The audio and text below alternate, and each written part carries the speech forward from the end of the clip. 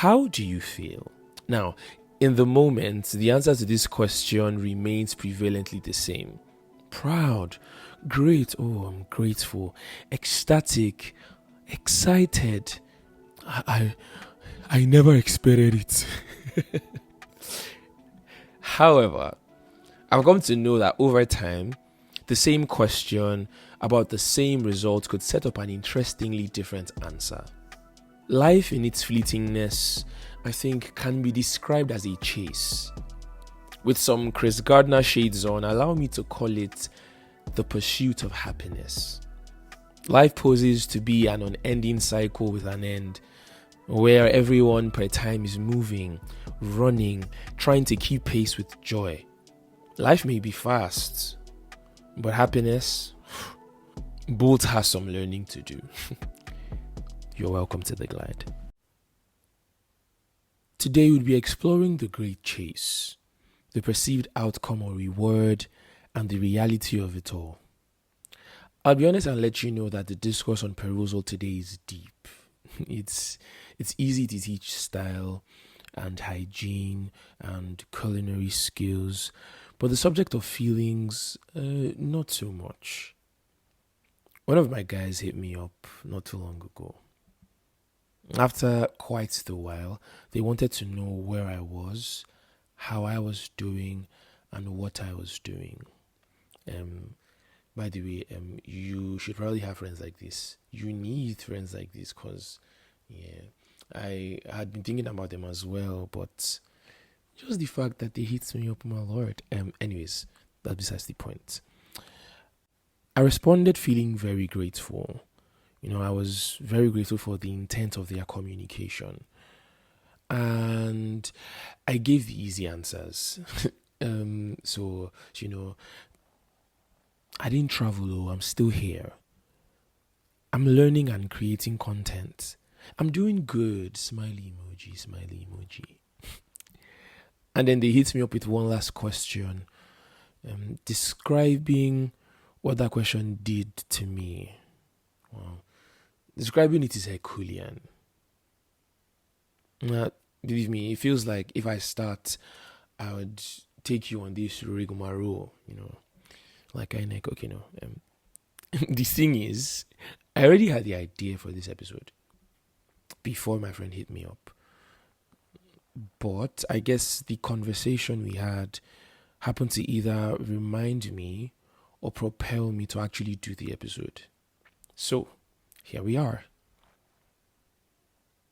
Joy. A feeling of great pleasure or happiness. I reckon whilst not everyone has its dictionary meanings in their heads, they have the experience of it engraved in their psyches. It's how mama and papa felt in the label word once they heard your wail.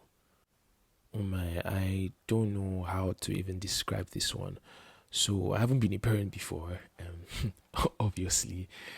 But I don't want to say movies.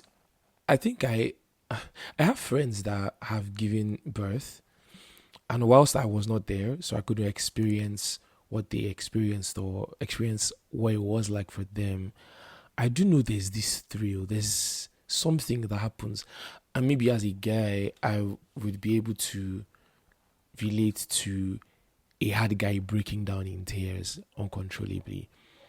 I know someone once described it as he thought he loved his wife until they gave birth to their daughter. It's like, this one is mine. I don't know. And then for the woman, obviously, my lord, the pain, the stress, the 9, 10, 11 months. Okay, sometimes it's earlier than that. But what can only imagine? Wow.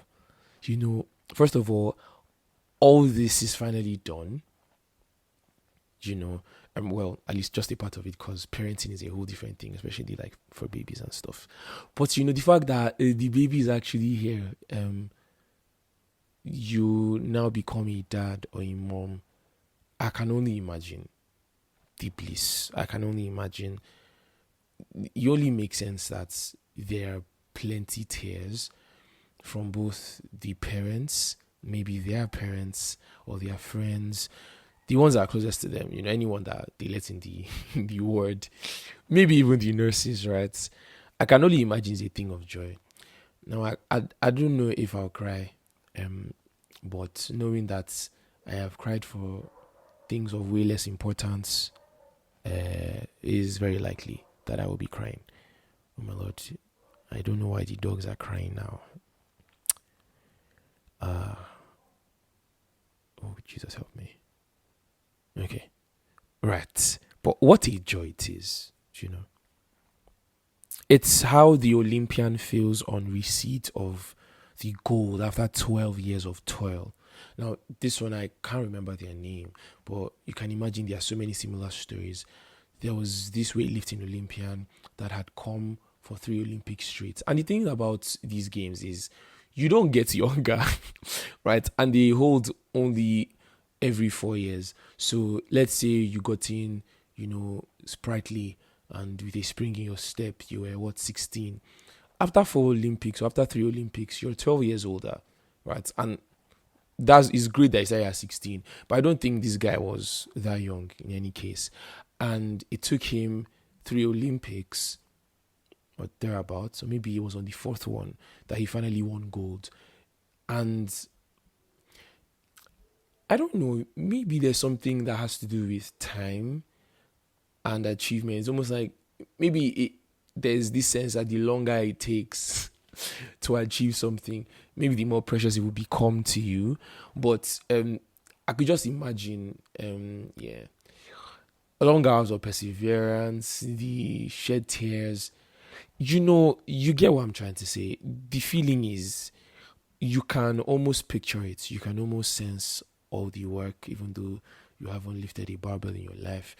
You probably understand what I'm talking about, right? Joy is that feeling. It's how the family feels when, after the flat line, their loved one gasps back to life. Okay, this one, movies have taught me this one. So in researching for this episode, I found that that heart monitor thing, not all of them have the beeping sound. You know how it keeps beeping when you are why is there so much noise today?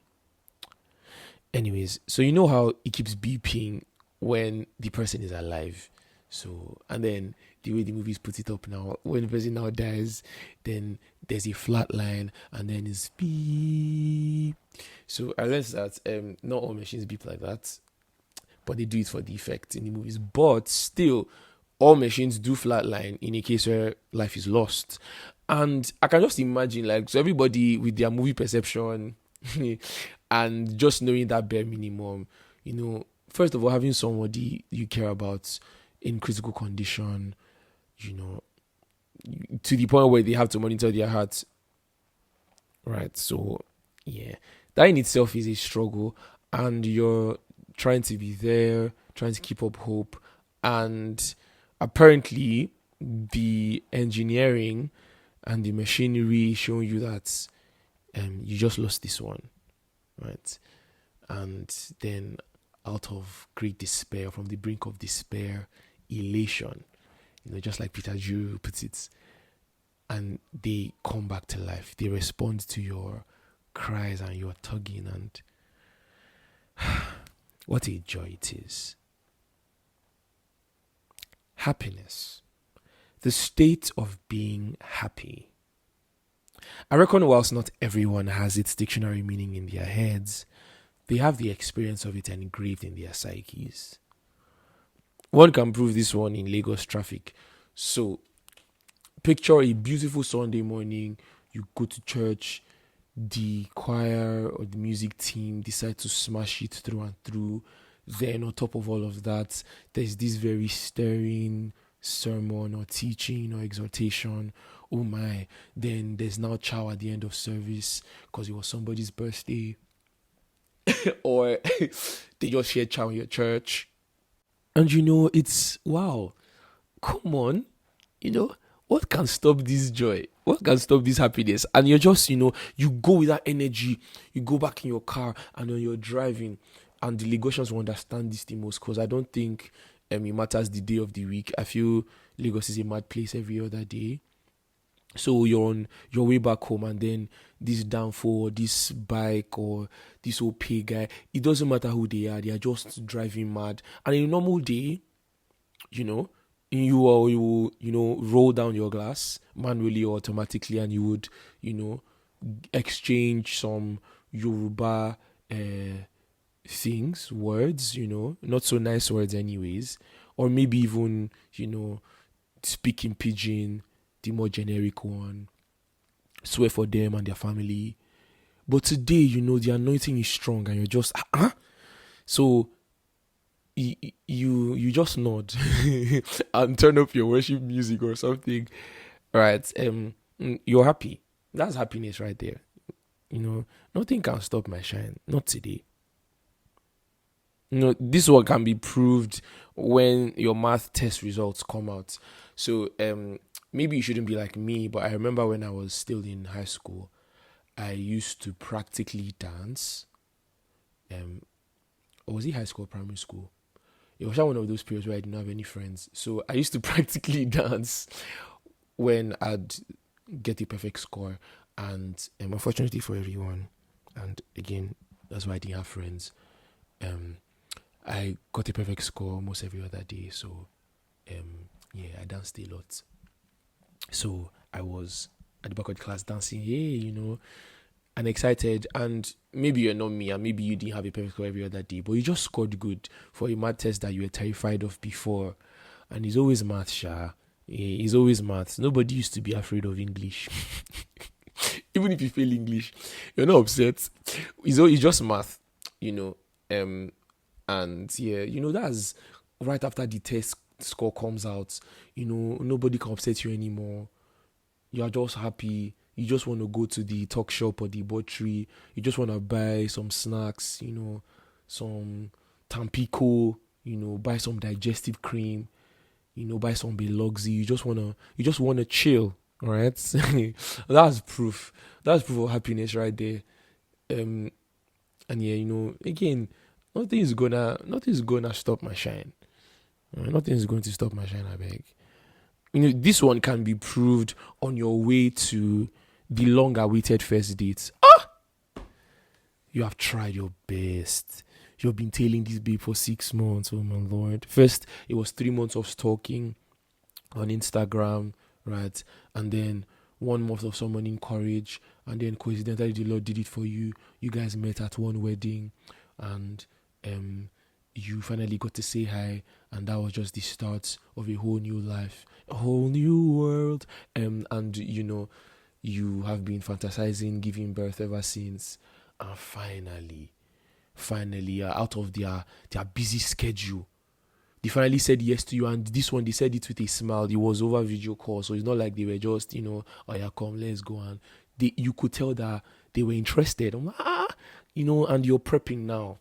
It's hours before, so you normally don't bath, but today you have taken a 2-hour-long shower. You have exercised your perfume bottle. You just got back from, basically before all this, you had gone to the salon. Your favorite barber had done some TD on your head. You are Yusef, that you have not been this fine in a while, and you're just and even if your brother comes and wants to borrow your favorite shoe, the one you're not wearing that night, you give it to him. Your sister comes, wants to borrow money. You just, what do you need? 2K, take 4K. You're proof of happiness. Yeah. Nothing can stop your shine. Nothing can stop my shine. Not today. Not today. Happy. Feeling or showing pleasure or contentment. I reckon whilst not everyone has its dictionary meaning in their heads, they have the experience of it engraved in their psyches. Right. We're finally here. Happy. Showing great pleasure or showing great contentment. Right. I might have just hacked why happiness is so elusive, why it's so pacey, or how did I put it before? Oh yeah, how bliss is so fleetly.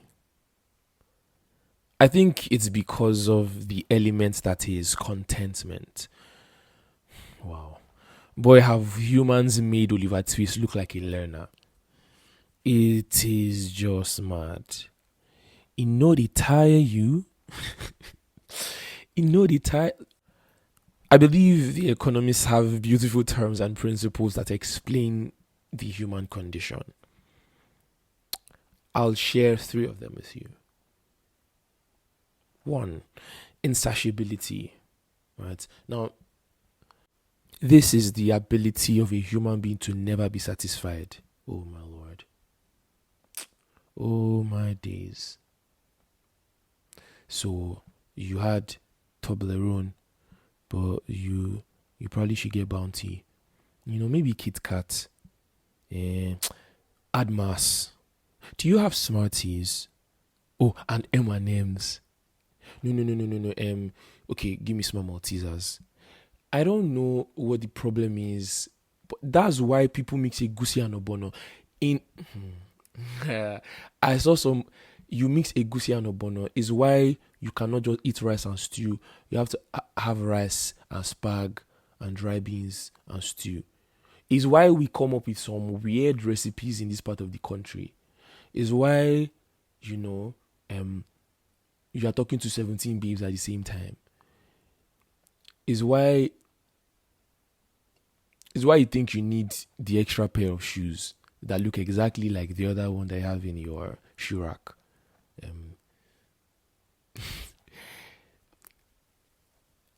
It never ends. It never ends. And it is steady bust my head because myself I shock myself. Bro, come off it now. You already have. 2. It's the concept of opportunity cost. It's how for every good thing you choose, you're not only avoiding a bad thing, but several other things. I used to love this one. So, just like I've talked about, if you're choosing something nice, it means that there are other nice things This is the problem with young people and things like relationship and marriage. Okay, maybe not just young people. I'm sorry. This is the problem with human beings and things like marriage, where one has to settle down because, especially as a guy, I think our biology is set up for polygamy. Don't take it from me. Watch Naju Wild. I don't think there's any lion out there that has only one babe. Yeah. It's why they have a pride. It's why they have territory. This expanse of land that they take care of, because within that is all their lionesses, all their babes, and there are many children. And then some people have believed that, instead of trying to curtail themselves, they might as well just play to the lust or to the tendencies of their humanity, and allow, what the hell, if this is how I am, I might as well be how I am, right? And so that is opportunity cost. For every good thing you choose, you have chosen to not choose many other good things. Sounds very familiar. 3, the sublime law of diminishing returns. This is how profits or pleasure derived from an investment in a particular area steadily rises, right? It will keep rising till it reaches an apex. That apex point, it's called the point of maximum yield. After which profits and pleasure only diminish. Wow. Why is relationship and marriage the only thing coming to my head now to give as an example? Okay, I will start with something else. Something that I can relate to. Indomie. So, having been a boarder in uni, and maybe it was specific to my university, Indomie was an art. So for my audience in diaspora, Indomie is ramen noodles, but it's the brand of ramen noodles that's most popular in our part of the world. So yeah, that's Indomie. And even for the other guys, we don't know their names. We call all of them Indomie. So as a student from my alma mater, you will be well acquainted with the art of Indomie, how to prepare it, how to use kettle, how to use pot, how to use just hot water, how to use cold water. Okay, maybe this is more secondary school now, but you just know how to make ramen work with the least amount of time, ingredients, and efforts necessary. Oh, and then there were the ones that were skilled. Oh my lord, there were some Indomie chefs. People made money off of this. There was this guy that we used to call Sochi. Sochi, if you're listening to this, shout out to you. Sochi was an Indomie specialist, right? What was it again? Was it 500 naira for Sochi's Indomie special that year? But yeah, you know how you eat Indomie that often, and then all of a sudden you try it out and it starts tasting weird. Yeah, that's the law of diminishing returns right there. That's where the profits of time saving, money saving, and pleasure, the enjoyment, the taste, it begins to diminish. And you're not really a fan of Indomie. Sure, some people, it's so bad, some people just can't have Indomie anymore, right? Okay, now back to the first thing that came to my mind. Yeah, I think this is what some people think would happen in event of settling for one person. The law of diminishing returns, excitement, elation, maybe even the love begins to wane. Now, I'm not the expert in these things, but fortunately, I can tell you there are examples that defy the odds, and there are one too many to be called one-offs. So maybe it may not apply, but that's the law of diminishing returns. You get tired, and all this summarizes this phrase, and I'll say it in local parlance. They do us, right? We are not ever satisfied, never, and so it makes sense. It makes perfect sense that as long as contentment is fleeting, so would bliss. As long as man is insatiable, man cannot stay happy, man cannot retain happiness, man cannot live out perpetual joy. Do you still remember how one of my friends hit me up not too long ago? How they wanted to know where I was, how I was doing, and what I was doing.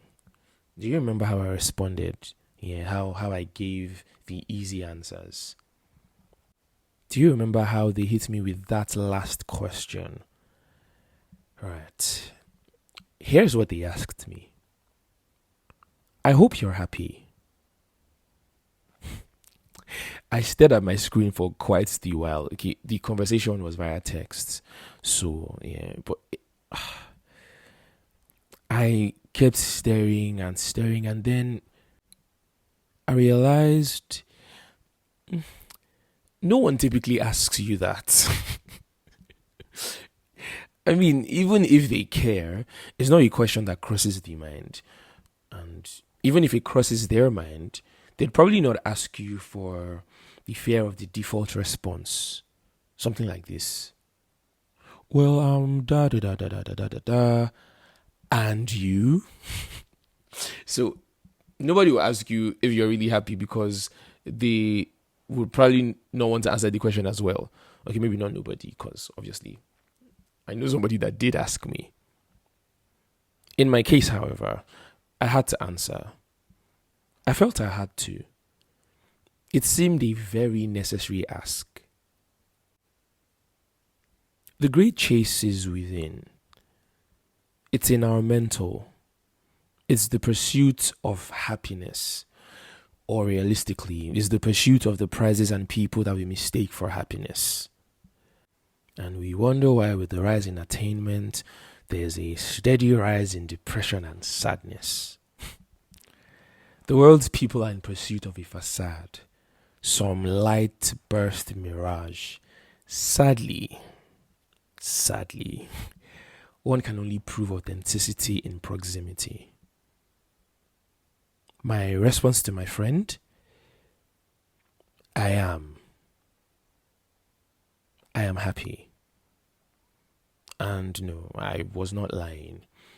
These past months, I've learned to rid myself of the weights that easily beset me, set my gaze, and run. I've learned to read the signs, however loud, subtle, or guised. I've learned that joy is the true expression of presence. I've come to know this. Although bliss is blistering, although it is rapid, although it's very quick, I've come to know that I've got God's speed. And so with a smile, I live out my days. Even when you don't see me smiling, be certain I've got joy, the kind that never fades away. You've been listening to the first track off our premiere album. The plan was to take you through the album stealthily, relatively unnoticed. Thus far, that seems to have worked. You may want to go through all the episodes for context. So, we'd like to say thank you. Thanks for listening and engaging. Thanks for always being ready to hop on and take a ride. With one hand up and the other palm to our chest, we solemnly promise to be smooth with it. We promise to be steady on a glide.